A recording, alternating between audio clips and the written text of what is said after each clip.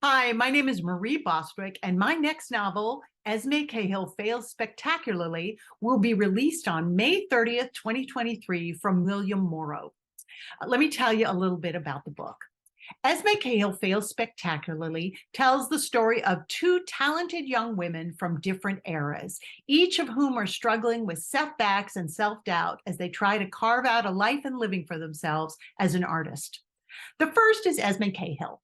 When Esme left Asheville, North Carolina at the age of 19, she had one simple goal in mind. She was going to go to New York and become a best-selling author by the age of 22. Simple, right? Anybody can do it if they try.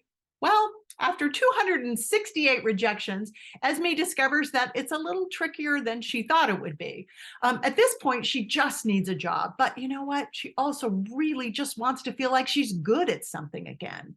Well, she does land a position, an entry-level spot in a New York publishing house, and she is good at it, eventually rising through the ranks to become quite a successful editor. But 15 years later, after an unintentional insult to an extremely arrogant author, Esme's life starts to unravel. Divorced, jobless, and depressed, she returns back to Asheville and the Lakeside Lodge where she was raised by her loving and somewhat eccentric grandparents, George and Adele. But that is not all that's going on. Sadly, when Esme returns home, she is too late to reconnect with Adele, who had called her in New York shortly before her death to insist that Esme come home because she needed her help with an important project, but it wasn't something she could discuss with her over the phone. She needed Esme to be there face to face. Well, Esme never got the chance because 5 days later, Adele passed away. And now that she is back in Asheville, Esme is discovering that that is just the beginning of her problems. The once idyllic lodge is falling into physical and financial ruin.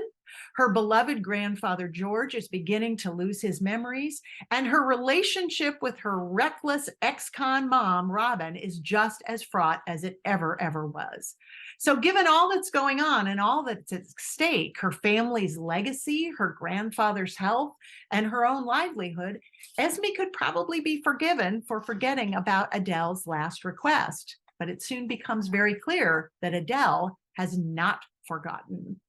When Esme starts beginning to have visions of a woman in 1940s garb that seems somehow familiar to her and discovers a hidden trove of museum-worthy art quilts in their family's attic, art quilts that were sewn by Adele, she begins to realize that from even beyond the grave, Adele has a story to tell, and she expects Esme to be the one to tell it. Well, as Esme begins researching a forgotten chapter in her family's history, she uncovers the inspiration behind Adele's masterfully crafted quilts. And she also discovers a surprising connection to a role Adele played in real-life historical events during World War II, the time period when the famous Biltmore estate served as a secret repository for much of the collection of the newly opened National Gallery of Art. Esme also discovers her grandmother's untold story, that of a gifted artist who never received her due. While bringing Adele's history to life, Esme is going to find parallels with her own story, parallels that will help her find the way forward and begin to cherish life's detours, to right old wrongs, to heal old wounds, build the family she's always wanted but never imagined having, and to move forward in a way that she could never, ever have imagined, charting a path for herself from spectacular failure to ultimate fulfillment. And in a final gift of love, Esme will return the favor, finding a way to fulfill the young Adele's dream and give the talented but unsung artist the recognition she always deserved.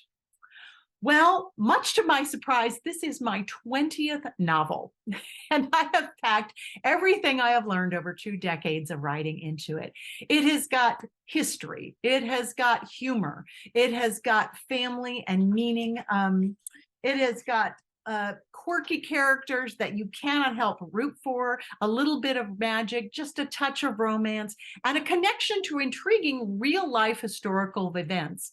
That particular thing allowed me to bring the novel up a notch and to create a fascinating story within a story that I just think lifts this above the average young woman coming home to find herself sort of a tale. These entertaining stories set in modern times and in World War II are woven through with themes of creativity, family, forgiveness, how to push through self-doubt and past criticism to reframe failure and start afresh, and how the hard work of forgiveness can help us find a path to a more meaningful life. I think it's a story that your patrons will love, particularly if they are the sort who like a book that has a lot of meat, but also leaves them in a hopeful and happy place and has twists and turns they'll never see coming. There's plenty for book clubs, but it's just a good, entertaining read. So I hope you'll recommend it to your patrons. ESME Cahill is coming out soon, so be on the lookout for it. And just in a final personal note, may I say thank you, librarians, for all that you do. I wouldn't be where I was without librarians and without libraries, and I just love them, as evidenced by the fact that, gosh, I think a third of my upcoming incredibly extensive book tour will be taking place in libraries. So from the bottom of my heart, thank you for your hard work, and just keep it up, because we need you.